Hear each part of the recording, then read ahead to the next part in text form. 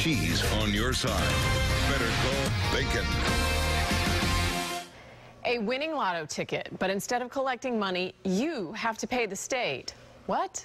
Well, Joel Strickland of Winter Haven won a $1,000 win on a scratch-off ticket last September, but when he tried to cash it in, the state claimed he owed them money, and they took his winnings. And that's when he knew he'd better call Bankin. 8 on your side investigator Shannon Bankin joins me now. This sounds aggravating to a degree I can't even understand. Yeah, the state, and he didn't hear anything about any problem. He got there, they told him he owes $5,300 for a fraudulent unemployment claim from 2010. But he really was unemployed, and state workers have been looking into his appeal for nearly a year.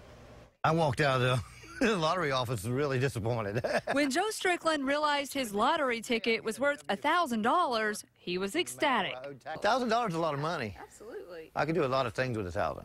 But he was rejected at the lotto office. And what did you think when they said, sorry, there's a problem? It just ripped my heart out, you know. I kept, everybody was getting there was a lot of people that were getting their tickets filed that day.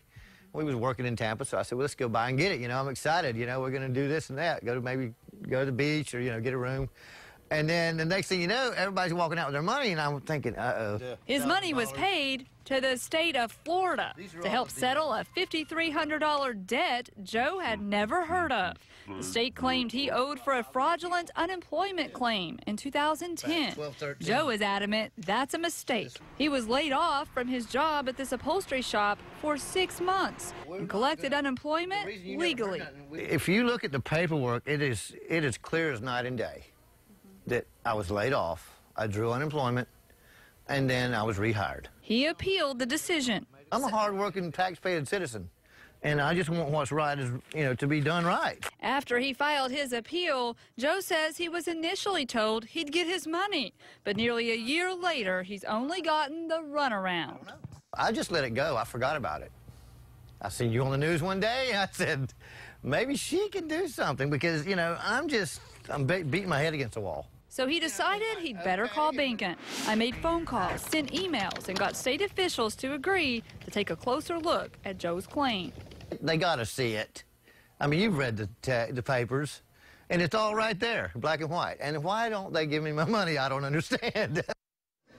Not only did Joe not get his money, but he received a form in the mail to make sure he pays taxes on the $1,000. A state representative told me late this afternoon that claims are confidential and encouraged Joe to call their office. Well, I'm not dropping this. The state either needs to prove that they are right or give Joe his money. Well, yeah, because there's also this sort of looming debt that they claim he has that he didn't know about. So it's not just about not just about getting the money, it's about wiping the record clean. So at this point, does it seem like this could just happen to anybody if the state decides you or I owe money, we're on the hook for it? Yeah, Jen, that's the scary thing, because the first thing the lotto office does when you show up is check your name in their database, and if it's on there, they take that money to pay off your debt before you get a penny. A lot of people don't know that. And then it's your responsibility to prove your innocence. That's right. Strange. All right. We'll stay on this, though. Good. Thanks. If you have a problem that needs solved,